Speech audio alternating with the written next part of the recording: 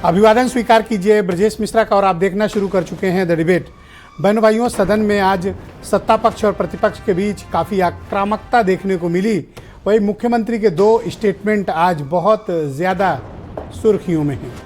एक स्टेटमेंट उन्होंने स्वयं के बारे में दिया और एक समाजवादी पार्टी और कांग्रेस के बारे में। मुख्यमंत्री ने ये कहा कि मैं यहाँ कोई नौकरी करने नहीं आया हूँ और अगर मुझे पद प्रतिष्ठा मान चाहिए होता तो ये मुझे मठ में मिल ही जाता, मैं यहाँ काम करने आया हूँ। अब इस बयान के कई दृष्टिकोण और कई संदर्भों में भी इसको देखा जा रहा है। दूसरा मसला है कि मुख्यमंत्री ने आज सदन में जवाब देते हुए ये बात कही कि आने वाले चुनाव में 2027 में समाजवादी पार्टी सपाचट हो जाएगी। और ये वो कह रहे थे खटाखट के परिप्रेक्ष्य में। जो एग्रेशन इस वक्त भारतीय जनता पार्टी में इस बार देखने को मिला और विशेष तौर पर मुख्यमंत्री में, वो ये बात बताता है कि दरअसल उत्तर प्रदेश में ये जो लोकसभा के चुनाव में बीजेपी की हार हुई और थोड़ी मायूसी उनके खेमे में छाई थी, इस मायूसी को मुख्यमंत्री अपनी आक्रामकता से दूर करना चाहते हैं। ये सब चल ही रहा था कि तब तक कल गोमती नगर में ताज होटल के पास हुड़दंगियों ने जिस प्रकार का भयानक, अश्लील और भद्दा उत्पात किया, देश भर में लखनऊ के वीडियो चर्चा का विषय रहे और उत्तर प्रदेश की सरकार को उस पर बहुत क्रिटिसिज्म का सामना करना पड़ा। और आज सदन में भी यह मामला लगा था, लिहाजा सदन में जाने से पहले मुख्यमंत्री ने इस पूरे मामले पर बहुत ही कठोर और कड़ी कार्रवाई की। उन्होंने डीसीपी, एडीसीपी, एसीपी को अपने पद से हटा दिया, इंस्पेक्टर को सस्पेंड कर दिया और पूरी चौकी को सस्पेंड कर दिया गया। अब तक 4 आरोपी उसमें से गिरफ्तार किए जा चुके हैं। तकरीबन 100 के आसपास हुड़दंगी, लफंगे और गुंडे इस घटना में सम्मिलित थे। इस पूरे मामले पर सदन में आज विपक्ष ने मुख्यमंत्री को घेरने की कोशिश की, इसलिए क्योंकि गृह विभाग उन्हीं के पास है और कानून व्यवस्था के इंचार्ज वही हैं। लिहाजा मुख्यमंत्री ने आक्रमण ही पहला डिफेंस है, इस रणनीति को अपनाते हुए विपक्ष पर अटैक कर दिया। उन्होंने अयोध्या की घटना का भी जिक्र कर दिया, जिसमें समाजवादी पार्टी के एक नेता को गैंगरेप के मामले में आज अरेस्ट किया गया और उन्होंने आईना भी दिखाया। तो विपक्ष ने भी मुख्यमंत्री को आईना दिखाया और कहा कि ये जो प्रयागराज में पूर्व विधायक को छोड़ा गया है, ये किस पार्टी से ताल्लुक़ रखते हैं। बहनों भाइयों, इन दिनों विपक्ष और सत्ता पक्ष के बीच उत्तर प्रदेश में जो संग्राम है, ये देखने लायक है। और जब ये सब कुछ चल ही रहा था, तब तक विधान परिषद में एक धमाका हो गया, राजनीतिक धमाका। कल आपने देखा होगा कि नजूल संपत्ति विधेयक जो विधानसभा से पास हुआ था, पास होने के दौरान विधानसभा में बीजेपी के ही विधायकों ने इस विधेयक का विरोध कर दिया था।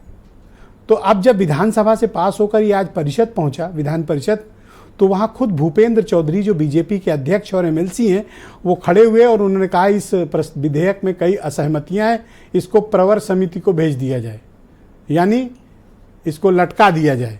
और सभापति ने उनकी बात मान ली और ये बिल अटका दिया गया और भटक भी गया है। अब कब आएगा गॉड नोज।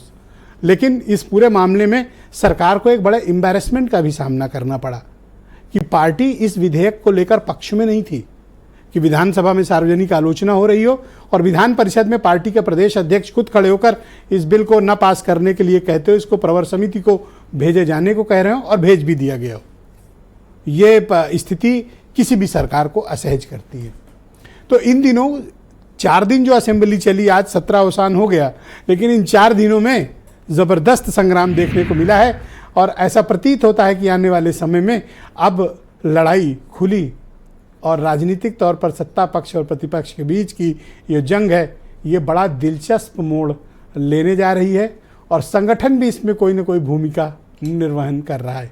आज चर्चा इसी विषय की करने वाले हैं। कुछ स्टेटमेंट आप सुन लें, फिर हम इस डिबेट को आगे बढ़ाएंगे।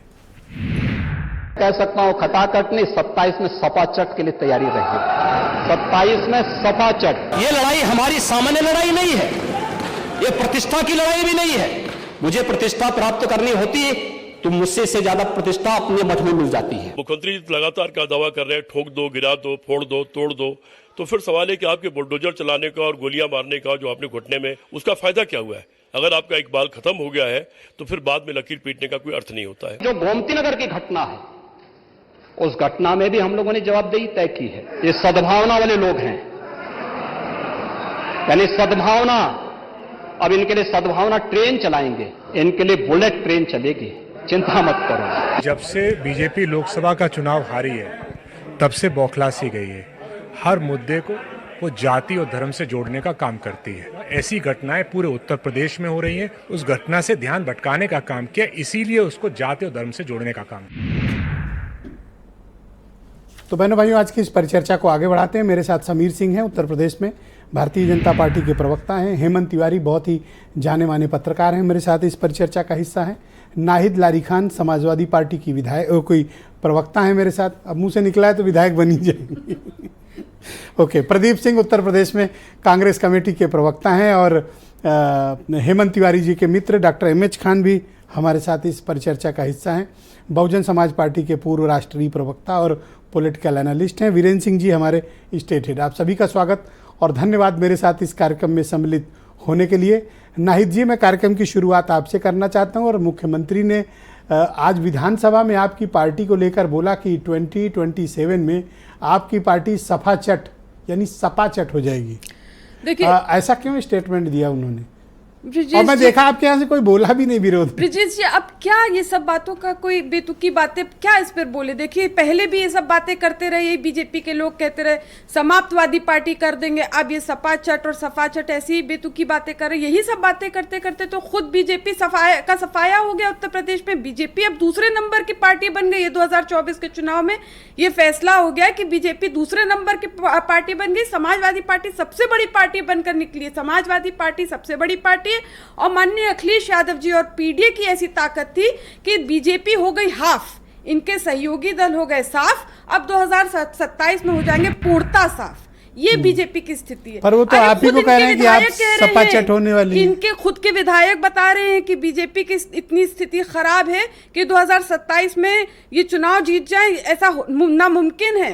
अरे हम कहते हैं कि ये कौन कह रहा है? आप कह रही हैं? अरे बीजेपी के खुद के विधायक कह रहे हैं, बीजेपी के विधायक कह रहे हैं, इनके खुद के इतने बड़े बड़े सीनियर लीडर्स, ये योगी जी कह रहे हैं कि काम करने आए। तो कौन सा काम करने आए? इनके सीनियर लीडर मोती सिंह जी आपकी तरफ से ये कहा गया ना कि सब विपक्ष की तरफ से कि साहब ये प्रतिष्ठा और फेम लेने के लिए इस तरह की कार्रवाई मुख्यमंत्री करते हैं।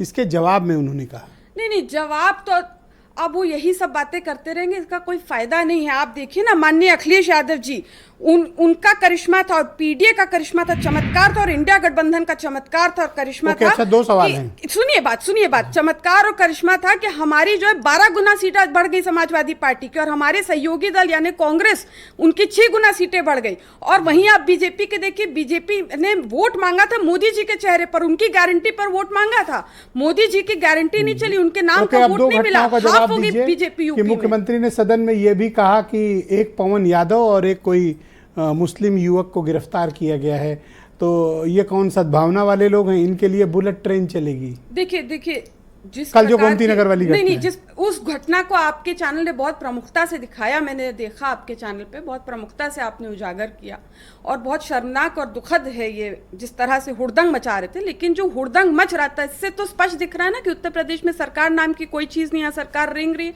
और जो हुड़दंग मचा रहे थे, हुड़दंगी और कौन है? ये आरएसएस की संस्कृति है। ये उन्हीं के स्कूल से पढ़े हुए ये लोग हैं जो हुड़दंग मचा रहे थे। ये उन्हीं के स्कूल से पढ़े हुए लोग थे। उन्होंने पवन यादव का और एक मुस्लिम युवक का मुख्यमंत्री ने ऑन रिकॉर्ड ठीक दो नाम लिए। सिर्फ 2 लोग थोड़ी थे वहां पे, तो मॉब था। सुनील कुमार भी गिरफ्तार हुआ है, बहुत से मॉब थे। देखिए, ये सब जो बातें करती है ना बीजेपी और योगी जी और इनके जितने नेता हैं, ये जितनी बातें और ये अयोध्या सांसद के साथ गैंग रेपिस्ट क्या कर रहा है? मैं आपको बता रही हूँ, केवल मीडिया में बने रहने के लिए ये सब बातें करते हैं। मीटिंग भी मीडिया, देखिए हम फोटो भी चला रहे हैं, देखिए कितने लोग हैं इसमें। देखिए आप खुद दिखा रहे हैं, मीडिया में बने रहने के लिए। सरकार नाम की चीज कहाँ है? इस तरह की बातें हो करके जो बातें करते हैं, केवल मीडिया में बने रहे। ओके, अब लास्ट अंतिम सवाल का जवाब दें। अयोध्या सांसद के साथ गैंग रेपिस्ट क्या कर रहा है? नहीं, देखिए इस बात के लिए तस्वीरें हैं। नहीं, किसकी तस्वीरें? अयोध्या सांसद के साथ जिसको आज गिरफ्तार किया गया। देखिए जिस प्रकार से अयोध्या में बीजेपी हारी है, जिस तरह से बुरी तरह से हारी है। ये कहते थे श्री राम जी की बात करते थे, तो श्री राम जी ने तो नकार दिया, बीजेपी को बुरी तरह से नकार दिया। श्री राम जी ने स्पष्ट बता दिया कि थैंक यू मैडम, शुक्रिया। मैं दूसरे चरण में आपको बाकी समय देता हूँ, तब अपनी बात रहे। Thank you ma'am, thank you.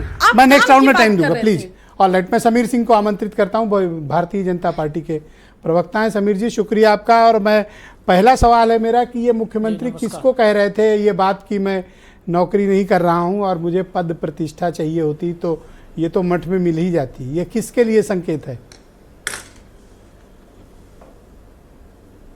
नहीं, देखिए ब्रजेश जी, वो सदन में आज भाषण दे रहे थे और भाषण के पहले जिस प्रकार के समाजवादी पार्टी के नेताओं ने वक्तव्य दिया था तो उन्होंने इस बात पर कहा कि मुख्यमंत्री की कुर्सी मेरे लिए नौकरी नहीं है, सेवा है। कुछ लोगों के लिए मुख्यमंत्री की कुर्सी नौकरी होगी, पैसा कमाने का साधन होगा, सुविधाएं कमाने का साधन होगा, ऑस्ट्रेलिया और इंग्लैंड में होटल बनाने का साधन होगा, देश के पैसे और प्रदेश के पैसे को लूट के विदेशों में संपत्ति अर्जित करने का क्रम होगा। ये मुख्यमंत्री जी ने बहुत साफ कहा कि उत्तर प्रदेश की जनता और उत्तर प्रदेश के लोगों की सेवा करना, कानून व्यवस्था का पालन करना और कानून का राज स्थापित करना, ये भारतीय जनता पार्टी की सरकार और माननीय योगी जी की सरकार की प्राथमिकता है। उसी क्रम में आज उन्होंने अनुपूरक बजट के अंदर भाषण देते हुए कानून व्यवस्था का भी उल्लेख किया। जिस प्रकार से भारतीय जनता पार्टी की सरकार में अपराध के ग्राफ गिरे हैं, 16 से और 24 की तुलना भी उन्होंने की। विभिन्न अपराधों में बड़े पैमाने पर उत्तर प्रदेश के अंदर कटौती हुई है और जो संगठित अपराध करने वाले थे उनके खिलाफ कार्रवाई भी हुई है। चाहे वो महिलाओं के अपराध में कार्रवाई हुई है, चाहे वो पुरुषों के अपराध में कार्रवाई हुई है। इस प्रकार से उन्होंने अपराध के आंकड़े भी रखे। लेकिन मैं एक चीज और कहना चाहता हूं कि अभी हमारी बहन नाहिद लारी मुंगेरी लाल के हसीन सपने देख रही थी, देखना भी चाहिए। मैं नाहिद लारी जी समाजवादी पार्टी की प्रवक्ता है, अच्छी प्रवक्ता, मैं उनको थोड़ा एक तरफ से बताना चाहता हूं कि आप लगता है कि 12 से तुलना नहीं की। 12 में समाजवादी पार्टी की सरकार ने 224 सीट प्राप्त किया था और 2017 के चुनाव में कांग्रेस के गठबंधन के बाद अखिलेश यादव 47 सीट पर आ गए, स्पष्ट बहुमत की सरकार चला रहे थे। आप सुनिए 2009 में 23 सीट पाए और 2014 की लोकसभा में 5 सीट पर आ गए, 19 में 5 सीट पर आ गए और 2022 में तो सरकारें बना रहे थे। 2012 में ब्रजेश जी सरकार ही बना रहे थे, मुंगेरी लाल के हसीन सपने देख रहे थे। बताइए ये खटाखट आपको कैसे लगता है कि ये सपाचट हो जाएगा? तो इसका एक एविडेंस होना चाहिए कि आप पॉलिटिकली ये कर रहे हैं तो सपाचट होगी। नहीं,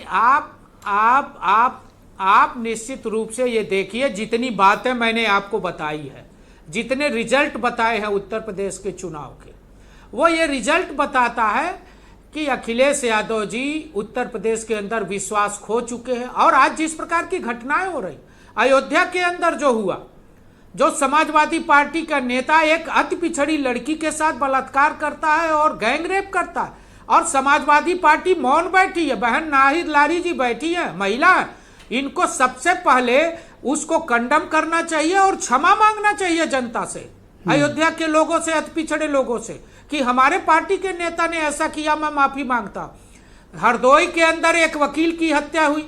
वीरेंद्र यादव कौन है? इनकी पार्टी का पूर्व जिला अध्यक्ष है। पवन यादव कौन है? जितने नाम बताए। और ये ब्रजेश जी कोई नया नहीं है। जब जब चुनाव बीतता है, अगर समाजवादी पार्टी थोड़ा अच्छा प्रदर्शन करती है तो समाजवादी पार्टी के नेता गुंडे हो जाते हैं। सर 7 साल से सरकार में हो सर, और इनके लोगों का जो गलत करते हैं उनका कुछ करते क्यों नहीं हो? फिर नहीं, हम कर रहे हैं। आज मुख्यमंत्री जी ने कहा कि हम उनको माला नहीं पहनाने के लिए बैठे हैं, हम उन पर बुलेट ट्रेन चलाएंगे। वो तो ऐलान करके कहे हैं। बुलेट ट्रेन का क्या मतलब है? नहीं करेंगे। उत्तर प्रदेश बुलेट ट्रेन का क्या मतलब है? ये गोली वाली बुलेट की बात हो रही है?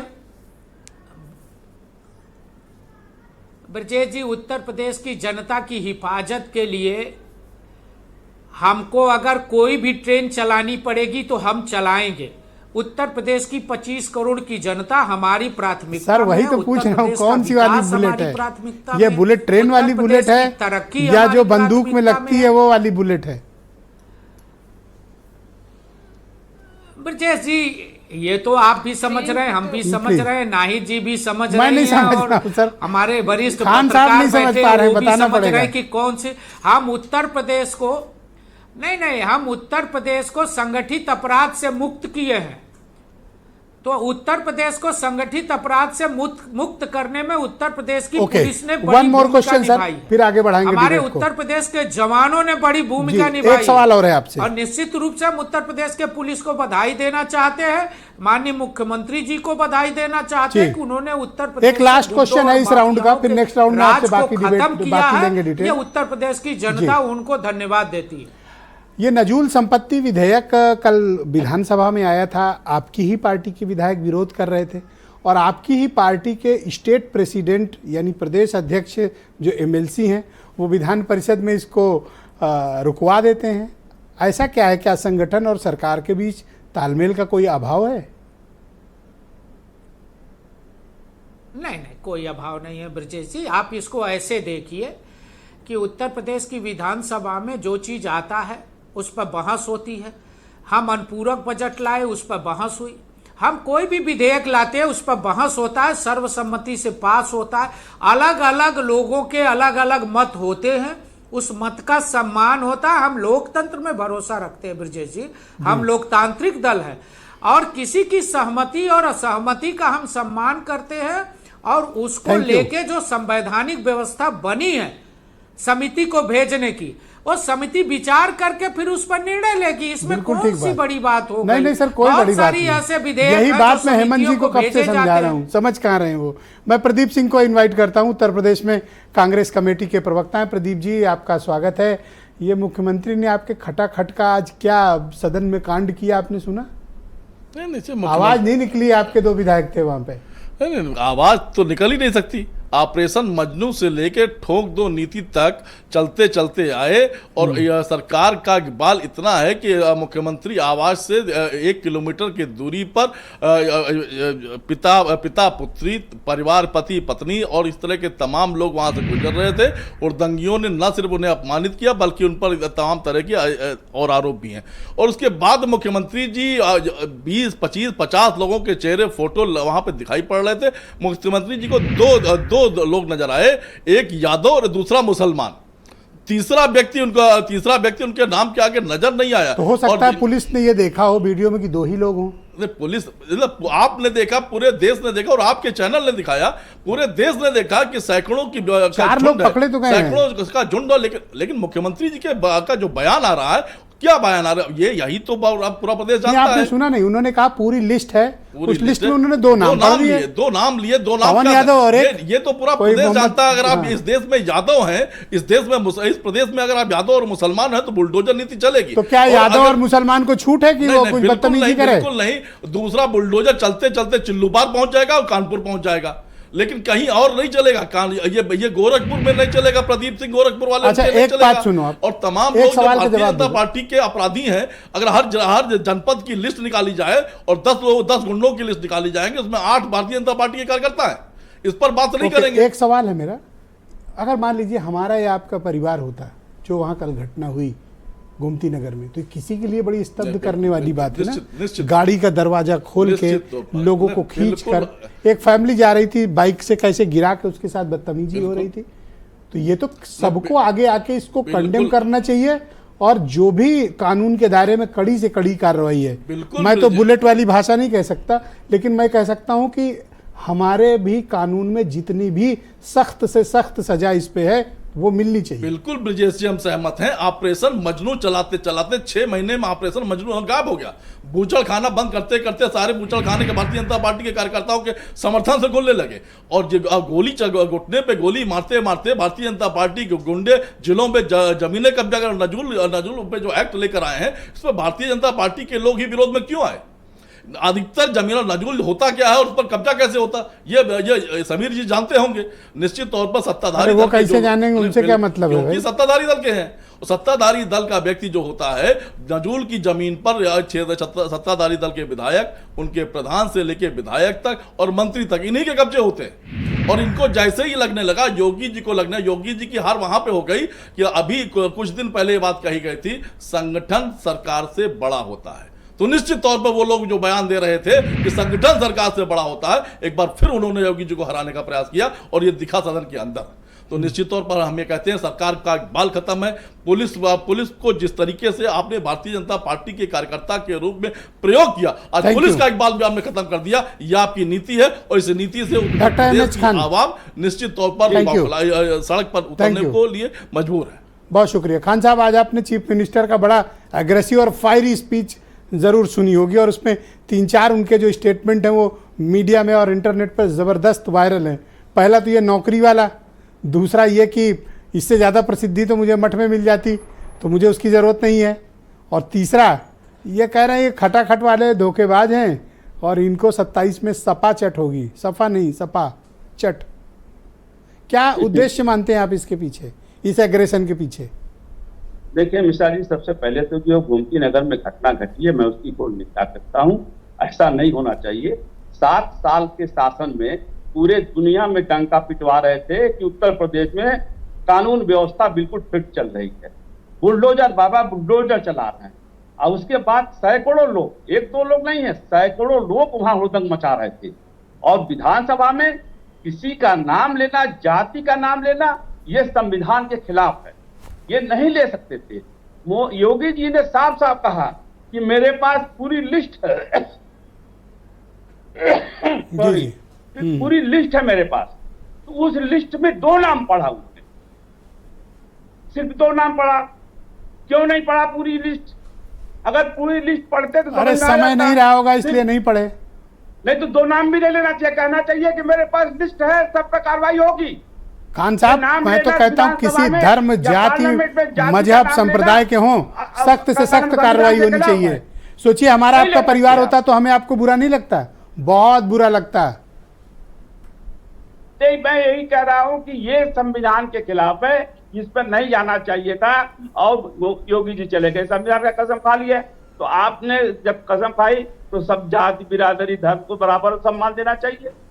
क्या दिया आपने विधानसभा में खड़े होकर देखिए, ये छोटी घटना नहीं है मिश्रा जी, ये बहुत बड़ी घटना है। लोग उस पर समझ नहीं पा रहे हैं। कहा कि यादव और मुसलमान 2 राम लिया उन्होंने। क्यों भाई? और सबके मुख्यमंत्री नहीं हो, सिर्फ यादव मुसलमान थे उसमें। उस घटना में मैं चैलेंज करता हूं कि अगर यादव मुसलमान सिर्फ थे तो उनको गोली मार देना चाहिए। नहीं खान साहब, इस तरह की बातों को हमें बढ़ावा नहीं देना चाहिए।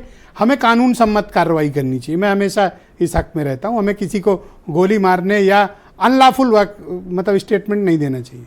अरे साहब, ये तो मुख्यमंत्री कह रहे हैं कि हम बुलेट चलवा देंगे। बुलेट ट्रेन कहा है उन्होंने, अब आप उसके कई मायने लगा सकते हैं।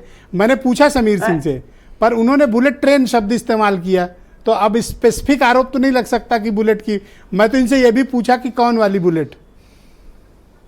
नहीं, ये बताएंगे नहीं ना, समीर सिंह जी नहीं बताएंगे। इसलिए कि देखिए अभी झगड़ा जो आप बता रहे थे बीजेपी में चल रहा है, वो दिखा दिया। कभी मुसलमान से बाहर भी निकल जाओ खान साहब। अरे समीर सिंह जी, एक जाओ, पहला राउंड रुक जाओ, पहला राउंड रुको प्लीज, पहला राउंड प्लीज। अरे कभी मुसलमान पहला राउंड प्लीज प्लीज, आप नोट कर लो, जवाब देना प्लीज। हाँ खान साहब कंटिन्यू, 10 सेकंड बचे हैं।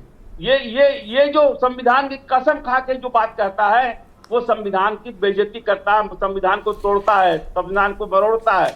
ये नहीं कहना चाहिए। आपको कहना था, आप कहते। शुक्रिया खान साहब। लिस्ट मेरे पास आ गई है, इस लिस्ट के हिसाब से मैं कार्रवाई करूंगा। बहुत धन्यवाद। मैं हेमंत तिवारी जी को आमंत्रित करता हूं। हेमंत जी, बहुत स्वागत आपका और धन्यवाद हमें समय देने के लिए। इन 4 दिनों जो विधानसभा और विधान परिषद चली, आपने क्या महसूस किया कि अंदाज, स्टेटमेंट, तरीका, बॉडी लैंग्वेज काफ़ी सबकी बदली हुई है? और नजूल वाला कांड भी हमने देखा, गोमती नगर कांड भी देखा, अयोध्या कांड भी देख लिया और मुख्यमंत्री का एग्रेशन भी देखा। आपने क्या इसको किस तरह से आप परिभाषित करेंगे? देखिए, पहली बात, लीडर ऑफ हाउस जो मुख्यमंत्री होते हैं, बेशक उनकी भूमिका इस सत्र के दौरान बड़े कॉन्फिडेंस वाली रही और आज का उनका भाषण मैंने पूरा सुना विधानसभा में रहते हुए। उन्होंने अपोजिशन के तमाम जो भी वीक पॉइंट्स देख सकते थे उस पर बहुत तगड़ा हमला बोला। और पॉलिटिक्स में ऐसा होता भी है, विधानसभा वगैरह में अब और विषयों पर ज़्यादा बहसें नहीं होती, लेकिन एक लीडर ऑफ अपोजिशन और जो लीडर ऑफ द हाउस, इनको एक बड़े अवसर होते हैं संकेत और संदेश देने के, कहना क्या चाहते हैं। मुख्यमंत्री के भाषण में संकेत और संदेश बड़ा जाहिर था, साफ था, उसमें कोई लाग लपेट और छुपाने वाली बात नहीं थी। हिंदू मुसलमान भी था। अब चूंकि इस तरह के विषय होते हैं, खान साहब प्लीज, खान साहब प्लीज, खान साहब प्लीज। नहीं, हिंदू मुसलमान भी था। हाँ सर, अरे मुसलमान था। बोलने दे, हेमंत जी को बोलने दे। हेलो, हाँ हेमंत जी कंटिन्यू। जी, मैं ये कह रहा हूँ कि क्रिमिनल चाहे मुसलमान हो, चाहे हिंदू हो, चाहे तिवारी हो, चाहे उपाध्याय हो, मेरी बात सुनिएगा आप कृपया। क्रिमिनल क्रिमिनल होता है और क्रिमिनल के साथ क्रिमिनल जैसा व्यवहार होना चाहिए, कठोर व्यवहार होना चाहिए। शर्म आती है इस तरह की घटना देख करके, उनको दंड मिलना चाहिए। और एक्शन बड़ा मजबूत हुआ है, मुझे नहीं लगता कि बहुत दिनों से पुलिस वालों को इतना सख्त एक्शन हुआ होगा, होना भी चाहिए। ये लखनऊ के लिए बड़ी शर्मनाक घटना है, और इस तरह घटनाएं बता के होती नहीं है, एकदम से मौके पे होती हैं। कल ऐसा मौसम ने इतना मिजाज बदला, इतनी बारिश हुई, वहाँ लोग इस तरह की हरकत करने लगे। लेकिन घृणास्पद हरकत की, निंदनीय है, शर्मिंदगी भरी है। तो ऐसे लोगों को क्या प्लेट में लड्डू खिलाना चाहिए? इनके साथ बुलेट जैसा ही व्यवहार होना चाहिए, चाहे ट्रेन चले चाहे बुलेट चाहिए।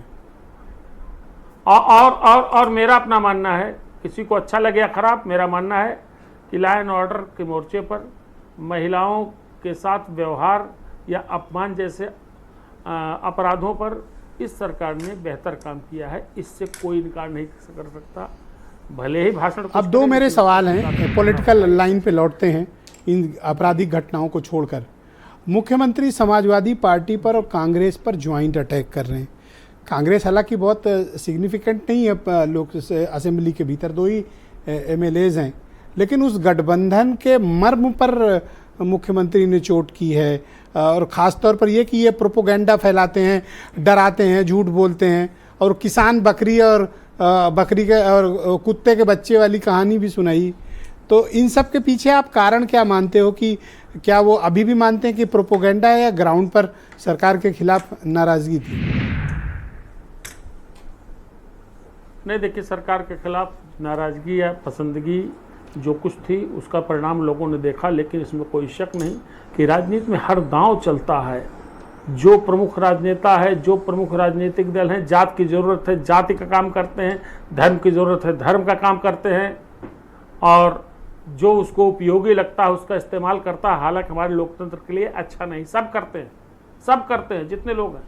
पर मेरा एक मानना है कि इस पूरे भाषण का लेवल हुआ आप देखें तो मुझे लग रहा है कि मुख्यमंत्री योगी आदित्यनाथ और भारतीय जनता पार्टी, जो उसका एक बड़ा एजेंडा था, तो थोड़ा सा पीछे दिख रहा था, जिसको देखा नहीं गया 2024 के लोकसभा चुनाव में। कट्टर हिंदुत्व का जो एजेंडा है भारतीय जनता पार्टी, उस पर एक बार फिर से वापस जा रही है, और उसका पुराना एजेंडा। शुक्रिया हेमंत जी। मैं दूसरे चरण में आपके बाकी विचारों को सम्मिलित करूंगा। वीरेंद्र जी भी हमारे साथ डिबेट में आ गए हैं। वीरेंद्र जी, स्वागत आपका। वीरेंद्र जी, आज मुझे बताइए कि आज सदन में क्या कुछ हुआ, विधानसभा में जिस प्रकार का चीफ मिनिस्टर की स्पीच थी उसका एनालिसिस आप किस मायने में करते हो, और ये विधान परिषद में क्या कांड हुआ? देखिए, ये 2027 को लेकर अब तैयारियां शुरू हो गई हैं, और अब आज मुख्यमंत्री ने विधानसभा में काफ़ी लंबा भाषण दिया और अपनी सरकार की तमाम अगली पिछली बातें उन्होंने बताई। प्रदेश में घटनाएं होती रहती हैं, उस पर उनका जवाब भी आता है, और कहते हैं कि भाई अपराधी अपराधी होता है, वो चाहे जो हो, उस पर सख्त कार्रवाई होनी चाहिए। लेकिन बस खाली सरकारें इस बात का ध्यान रखती हैं कि वो अपना परिचित ना हो, अपने दल का ना हो, अपना जानने वाला ना हो। बाकी तो ये सब कहने में काफ़ी आसान है और काफ़ी रोचक भी है, और कानून के सम्मत भी नज़र आता है। और रही बात सियासत की, तो देखिए, योगी आदित्यनाथ ने 7 सालों में जो सरकार चलाई है, वो उन्होंने एक बेदाग सरकार चलाई मुख्यमंत्री के तौर पर।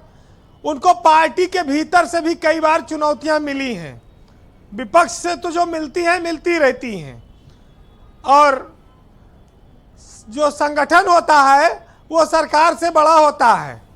ये बात अभी एक ने कही थी, आज विधान परिषद में भी ये बात आई कि संगठन सरकार से बड़ा है, इस बार नारा भूपेंद्र चौधरी ने बुलंद किया है।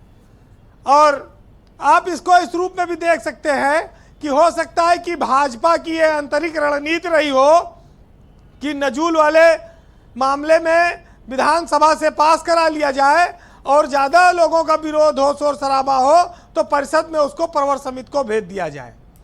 और 2 महीने में इसकी रिपोर्ट मांगी गई है। तो ये भी एक उनकी टेक्निक हो सकती है। इसके दोनों पहलुओं पर आपको ध्यान देने की जरूरत है।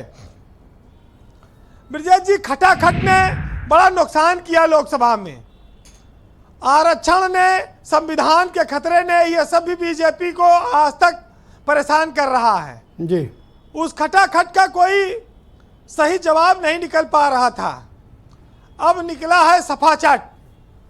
तो सफा चट तो हमारे यहाँ कहते हैं जेके बाल मूड़ दिया जाए, मुंडन हो जाता है सर में बाल, कहीं सफा चट हो गया, अपने गांव में यही कहते हैं।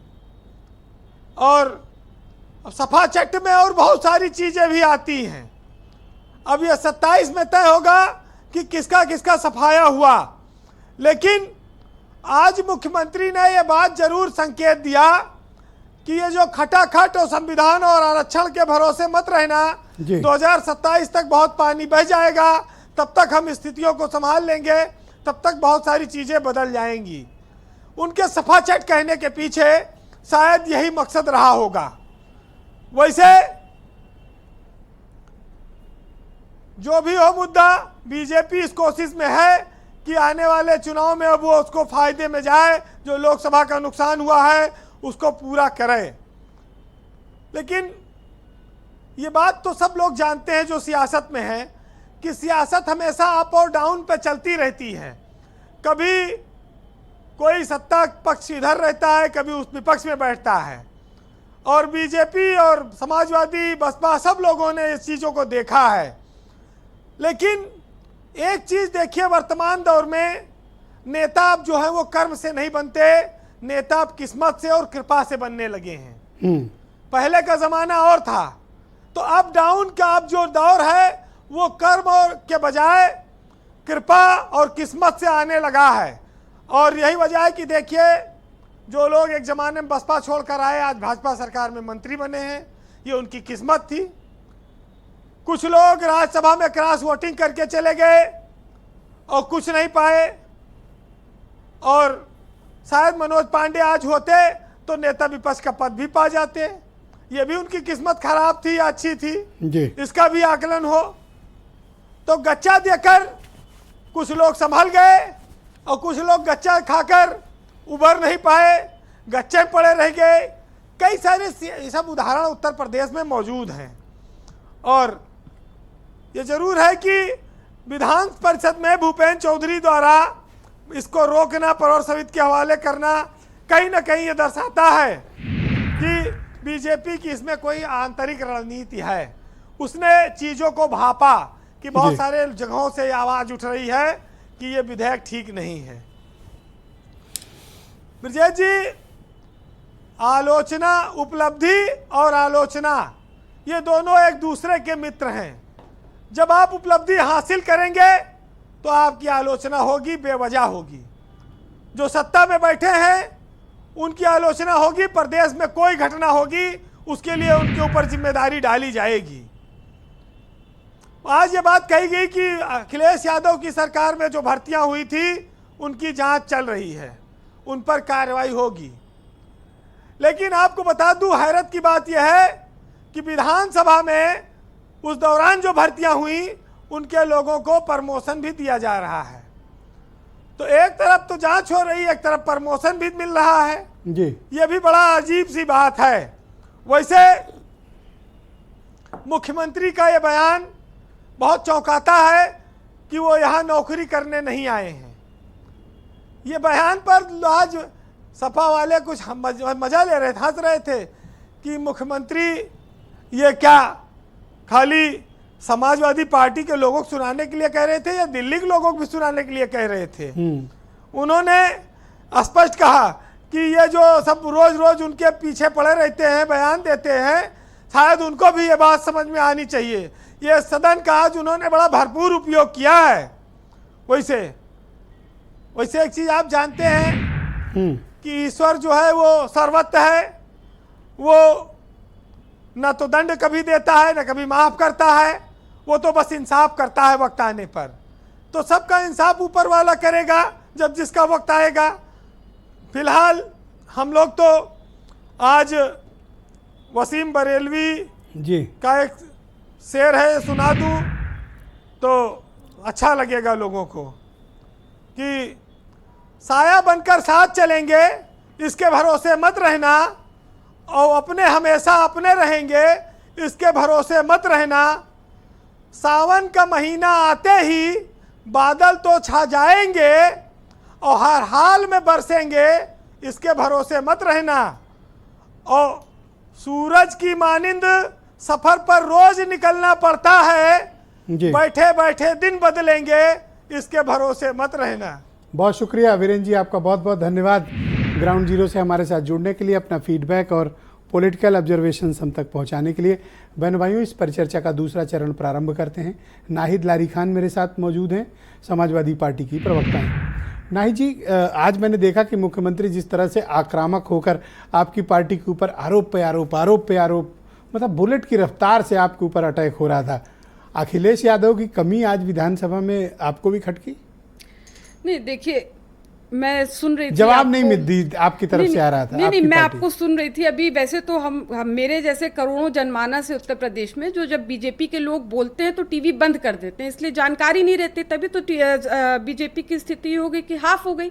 अभी आपके डिबेट पे मुझे पता चला कोई कहानी किससे सुना रहे थे, कुत्ता किसान ऐसा बता। अरे बड़ी जबरदस्त वायरल है, आप शायद देख नहीं। अच्छा, नहीं, मैंने बताया ना, करोड़ों लोग नहीं देखते, मैं नहीं, करोड़ों जनमानस नहीं देखती उत्तर प्रदेश में। अभी टाइम तो वरना सुनवाता। अरे ये जो कहानी सुना रहे थे ना, ये दरअसल हम लोग को नहीं सुना रहे थे, ये दरअसल दिल्ली में जो बड़े नेता हैं उनको सुना रहे थे। अभी पिछली बार हाउस में वो भी कहानी किससे सुना रहे थे, बीजेपी के जो बड़े नेता है, चिड़िया उड़ गई, चिड़िया फुर हो गई, बच्चा गिर गया, बच्चा रो दिया, चिड़िया फुर, इस तरह की कहानी किससे सुना रहे थे। तो योगी जी ने कहा, सुनिए बात, योगी जी ने कहा अच्छा आप ही सिर्फ कहानी सुना सकते हैं, हम और बड़ी कहानी सुनाएंगे, हम कुत्ता की कहानी सुनाएंगे। आप चिड़िया की कहानी सुनाते हैं, हम कुत्ता की कहानी सुनाएंगे। दूसरी बात आप बता रहे कि नौकरी की बात दरअसल वो बता रहे हैं केशव प्रसाद को, जिस प्रकार से केशव प्रसाद जी दरअसल संविदा पे रखे गए हैं बीजेपी में, कि उनको रखा ही इसलिए है कि माननीय अखिलेश यादव जी के बहाने समस्त पीडीए समाज को उनको गाली देना है, कोसना है रोज। अगर नहीं कोसेंगे, नहीं गाली देंगे तो उनको गाली तो नहीं देते, राजनीतिक आरोप लगाते हैं, उनको नौकरी से हटा दिया जाएगा। अरे उन बेचारे का तो ऐसा स्थिति हो गई हारते हारते कि उनके मस्तिष्क पे ऐसा असर पड़ गया है कि अब वो क्या बोल दें कुछ पता नहीं। वो एक लौते ऐसे कारण बनेंगे जो बीजेपी का अच्छा, मेरा मूल सवाल तो आप हजम कर गए। वो अकेले बीजेपी को उत्तर प्रदेश में समाप्त कर देंगे। जो समाप्त की बात कर रहे हैं, थोड़ा बीच में पॉज भी लिया करिए, आप बोलती हैं तो रुकती ही नहीं। प्रदेश में थोड़ा एक सवाल लीजिए, एक और है जो क्या अखिलेश जी की कमी आपको सदन में आपको भी महसूस हुई? हर विधायक माननीय अखिलेश यादव जी हैं, हमारे हर विधायक माननीय अखिलेश यादव जी हैं। और जिस प्रकार से हमारे अनुभवी नेता माननीय माता प्रसाद पांडे जी, जिस प्रकार से उन्होंने जनमानस की बात रखी, तो आप समझिए कि हमारे हर विधायक, हर नेता, हर कार्यकर्ता माननीय अखिलेश यादव जी, और हम माननीय अखिलेश यादव जी और पीडीए समाज के जिस प्रकार से पुरजोर तरीके से हम लोग बात रखते हैं। अब ये आप देखिए, बात हो रही थी कि लॉ एंड ऑर्डर की बात हो रही थी। अरे माननीय सुप्रीम कोर्ट ने योगी सरकार के लिए कहा कि उत्तर प्रदेश में जंगल राज स्थिति भयावह, झकझोरने वाली। एक सेकंड, आपने पिछली बार मुझे कम टाइम दिया, आप पर्याप्त बोलिए मैडम, एक सेकंड और। अच्छा 20 सेकंड में खत्म करें प्लीज। किस काम की बात कर रहे हैं? वो काम जो इनके खुद के सीनियर लीडर मोती सिंह बता रहे कि थाने में भ्रष्टाचार बयान बदल लिए थे। अरे चरम पर कह रहे, घूसखोरी चरम पर है। 42 साल के जीवन में ऐसा नहीं देखा। बारिश समीर सिंह जी को स्क्रीन पे लाया जाए। समीर सिंह जी धन्यवाद, थोड़ा सा कोऑपरेट करें, आज डिबेट अच्छी चल रही और हम सब मिलकर डिबेट को सार्थक बनाएं। बीएचयू में थैंक यू भाजपा के गुंडों ने छात्रा के साथ अभद्रता की। समीर सिंह जी को लाया जाए। मैडम धन्यवाद। बीएचयू के भाजपा अपन थोड़ा कंट्रोल डिबेट है, एक सेकंड बीजेपी को चुनाव, अब आप प्लीज कोऑपरेट करें, चुनाव लड़ाते हैं, कृपया सहयोग करें, कृपया सहयोग की बात करें। योगी जी जो बेरोजगारी चरम पर, थैंक यू, जिस प्रकार से ओके समीर सिंह जी को लाया जाए। हक मारा जा रहा है, मैडम धन्यवाद, मारा जा रहा है, आरक्षण नहीं दिया जा रहा है। अब हो गया, आप बोल ली, पर्याप्त बोलिए, अब आप शांत हो जाएं, थोड़ा पॉज ले लें। समीर सिंह जी, आप मुझे बताएं कि आप 8वें साल में सरकार में प्रवेश कर गए हैं, लगातार दूसरा टर्म आपकी पार्टी को उत्तर प्रदेश में मिला, पर हर चीज का गगरी आप अपोजिशन पर फोड़ के कब तक बचोगे? नहीं, देखिए ब्रजेश जी, अभी मैं इसके पहले भी जो कहा उसी को आगे बढ़ा रहे हैं। देखिए, विपक्ष जो बातें कहता है और उनके प्रवक्ता जो बातें कहते हैं, झूठ बोलना इनकी सगल है।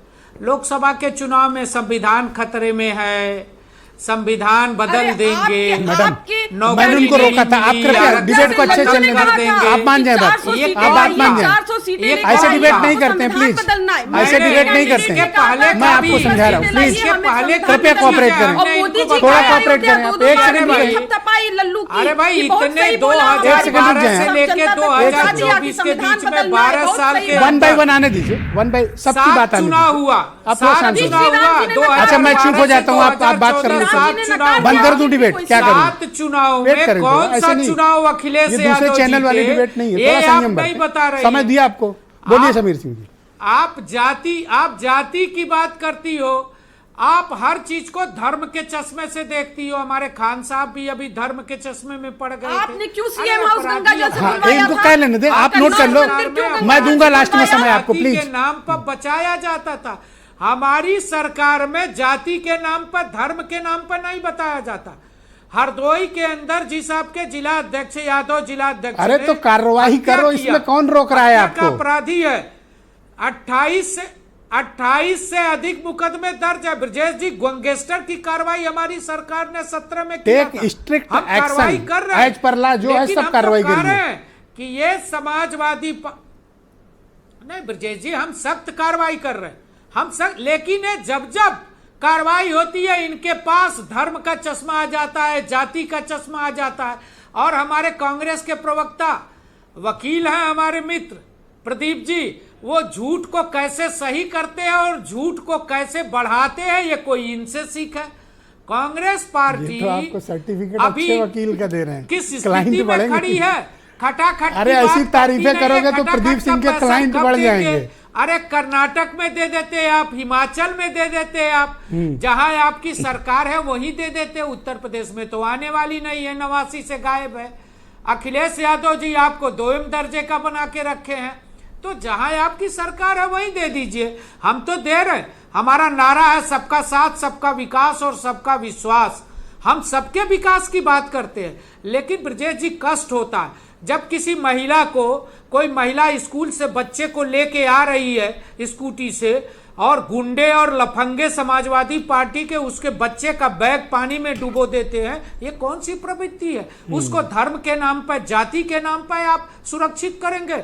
चुल्लू भर पानी में डूब मरना चाहिए ऐसे तो लोगों 100 से ज्यादा लोग उसमें इन्वॉल्व थे, अपराध और आपने सिर्फ 4 की अरेस्टिंग की करते है, हैं। सिर्फ 4 अरेस्ट हुए हैं उस घटना में, और आपने स्वयं देखा होगा कि 100 से अधिक लोगों की भीड़ थी। सीसी कैमरे से देख के अभी 4 तत्काल अरेस्ट हुए हैं।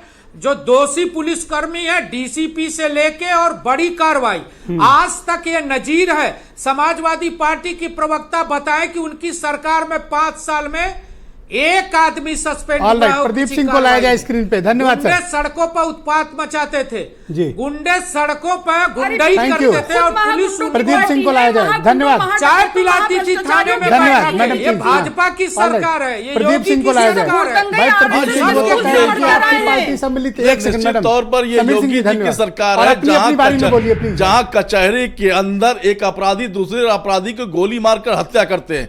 ये योगी कोर्ट रूम में हत्या हुई है, कचहरी कोर्ट रूम के अंदर बताना, अदालत के अंदर, जो अदालत के अंदर एक अपराधी दूसरे अपराधी को गोली मारकर हत्या कर देते हैं। ये योगी जी की सरकार है कि अदालत के अंदर भी, कचहरी के अंदर वकीलों को गोली मारी जाती है, अदालत के बाहर भी गोली मारी जाती है।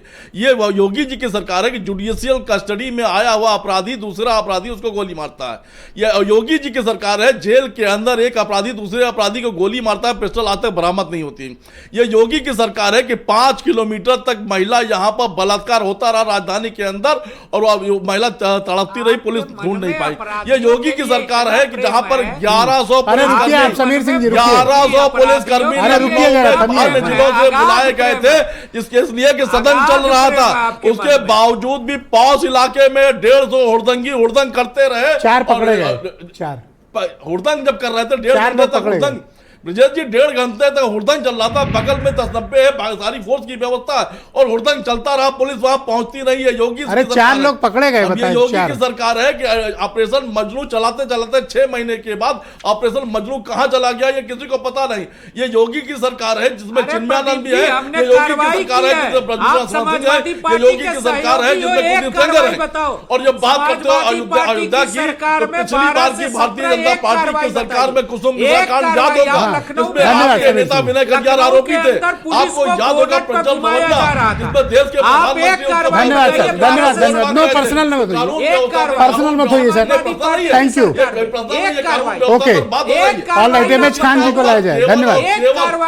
थोड़ा कॉपरेट करो। अरे सर शांत हो जाओ, डिबेट बढ़ाने दो आगे, ये दूसरे चैनल टाइप डिबेट नहीं, रुक जाओ जरा सब अपनी। नहीं समीर सिंह जी शांत होइए, आप बिल्कुल शांत होइए। एमएच खान जी को लाया जाए स्क्रीन पे, धन्यवाद सर, धन्यवाद। एमएच खान जी को लाया जाए।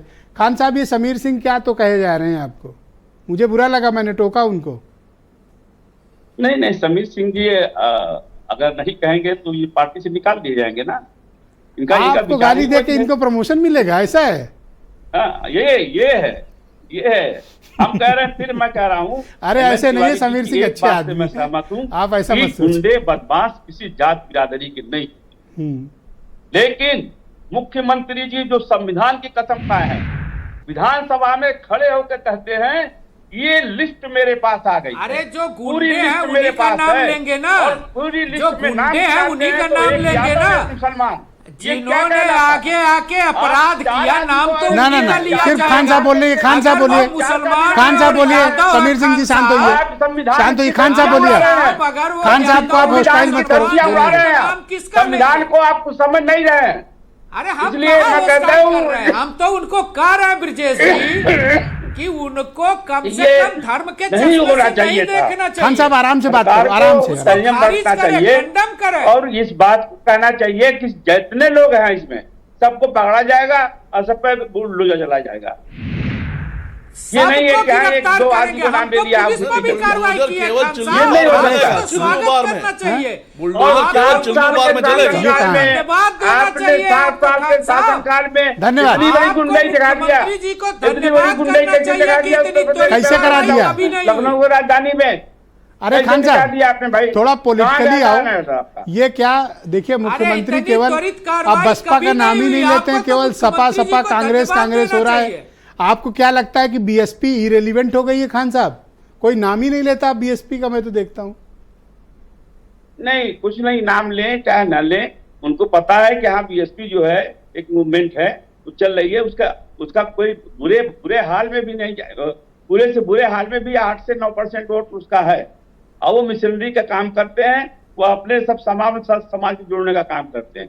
कोई नाम ले ना ले इससे क्या फर्क पड़ता है।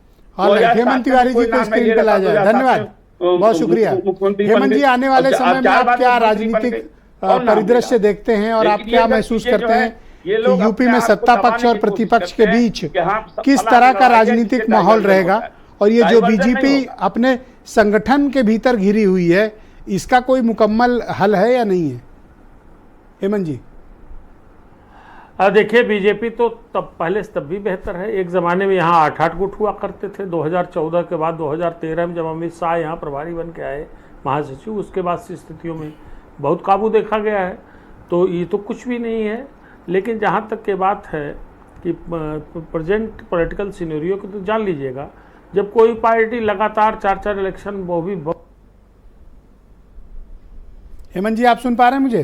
एक मौका होता है जी, कंटिन्यू थोड़े से पंच कसने का, आरोप लगाने का। लेकिन मेरा अपना मानना है कि आने वाले जो 2-2.5 साल हैं, कि उत्तर प्रदेश की राजनीति में बहुत सत्ता पक्ष और विपक्ष के भीतर, जैसे कहते नहीं है कि संग्राम बड़ा भीषण होगा, इस प्रकार का वातावरण बनाने वाले हैं। जाहिर सी बात है, समाजवादी पार्टी को परिणाम अच्छा मिला है तो थोड़ा उत्साहित है, कुछ ज्यादा ही उत्साहित है। तो उनकी अच्छा ये बताइए, मैंने इनसे नाहिद जी से पूछा पर ये सवाल स्किप कर गई कि अखिलेश यादव का लीडर ऑफ अपोजिशन विधानसभा के पद पर न रहना और अब इक्वेशन अंदर चेंज हो जाना, ये बीजेपी को थोड़ा बढ़त दे रहा है? देखिए, उत्तर प्रदेश की विधानसभा का प्रतिष्ठ लोकसभा जैसा नहीं है। अगर उत्तर प्रदेश के नजरिए से देखिए, उत्तर प्रदेश की विधानसभा में अभी भी भारतीय जनता पार्टी बहुत मजबूत बहुमत के साथ है, तो इसका भी एक वातावरण में फर्क पड़ता है। जहां तक कुछ कुर्सी की बात है तो जाहिर सी बात है अखिलेश में थोड़ा एग्रेशन था, वो पार्टी के सबसे बड़े नेता है। माता प्रसाद पांडे थोड़ा सोफिस्टिकेटेड तरीके का उनका आचरण, व्यवहार और राजनीति रही है, तो उनमें तो जाहिर सी बात है बहुत बुनियादी फर्क होगा। वो बात, वो ताव, वो अंदाज और वो प्रभाव जो अखिलेश यादव के रहते देखा गया, स्वाभाविक सी बात है वो माता प्रसाद पांडे के नेतृत्व वाले उस विधानमंडल दल की ओर से तो परफॉर्मेंस नहीं दिख सकता है। हाँ, अच्छा, एक सवाल का जवाब और दो, मैं समझ नहीं पाया। ये शिवपाल यादव का हर बार टारगेट रोज मुख्यमंत्री करते हैं, ये मोहब्बत है या फिर नफरत है? ऐसा है कि जब आप 15 साल 20 साल राजनीतिक मतलब सियासी नफरत के दौर से गुजरे और फिर 3 साल आपकी मोहब्बत थोड़ी सी हो जाए। शिवपाल यादव ने तो पूरी विधानसभा के सामने स्वीकार किया कि 3 साल तो हम आपके भी संपर्क में रहे, मतलब उन्होंने स्वीकार किया कि हाँ हम आपके टच में थे, अब हमको तब आपने कच्चा दे दिया। इसका मतलब जब आप थोड़े से दोस्ताने के बाद फिर अपोजिशन में, विरोध में सामने होते हैं, तो एक तरफ माफ मलाल होता है और एक तरफ थोड़ा एग्रेशन होता है। उनको लगता है योगी आदित्यनाथ को और भारतीय जनता पार्टी को कि शिवपाल यादव सपा की एक कमजोर कड़ी है, जिन पे जब चाहो तब अटैक कर सकते हो, और ऐसा ही हम लोगों ने कम से कम इस विधानसभा के दौरान। थैंक यू हेमंत जी, शुक्रिया, धन्यवाद। अब मैं आपको 20 सेकंड देता हूँ, क्या कहना चाहती है? आराम से कहें। देखिए, अभी मैं सुन रही थी, समीर जी आप तैयार रहिए, 20 सेकंड आपको। अभी मैं सुन रही थी, गच्चा वाली बात भी चल रही थी, तो देखिए योगी जी गच्चा को इसलिए याद करें क्योंकि वो खुद गच्चा खाने वाले हैं, और गच्चा देने का तो उन्होंने इतिहास रचा है। पंडित केसरीनाथ जी, पंडित कलराज मिश्रा जी, लालजी टंडन जी, इन सबको ये मजबूत स्तंभ बीजेपी की, इन्होंने पार्टी को खड़ा किया और इनको गच्चा देकर यूपी से बाहर कर दिया और खुद बाहर से आकर यूपी में मुसल्लत हो गए। तो गच्चा तो खुद अभी ये खुद खाने वाले। और जो बात करे थे जाति की, ये जाति की बीजेपी बात करती, ये खुद किस मानसिकता के तहत 5 कालिदास मार्ग मुख्यमंत्री आवास थैंक यू मैडम, शुक्रिया। आपके 20 सेकंड पूरे, आप 25 सेकंड ले चुकी हैं। समीर सिंह जी गो अहेड, आप 20 सेकंड बोले sir. Thank you madam, thank you, please cooperate. मैंने आपको पर्याप्त समय दिया, प्लीज।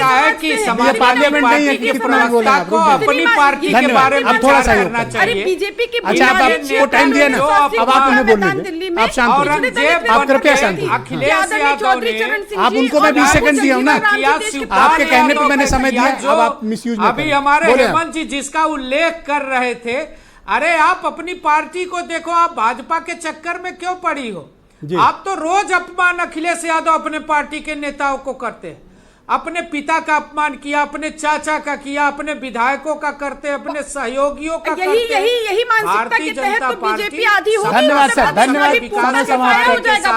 समय समाप्त। आप सभी का बहुत बहुत शुक्रिया, धन्यवाद। डिबेट ओवर सर, बहुत बहुत शुक्रिया। और मैं आप सबका भी बहुत आभार प्रकट करता हूं इस कार्यक्रम को देखने के लिए। उम्मीद करता हूं कि आपका आज का दिन अच्छा रहा होगा और कल इससे भी शानदार होगा। नमस्कार।